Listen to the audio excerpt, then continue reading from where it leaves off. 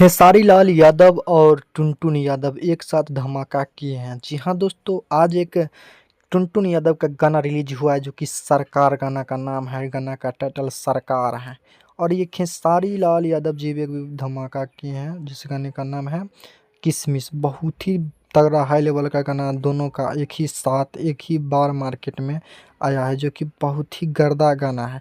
और ये सरकार गाना टुनटुन यादव जी का जो कि रिलीज भी हो चुका है, आए भी हुआ है भोजपुरी पे।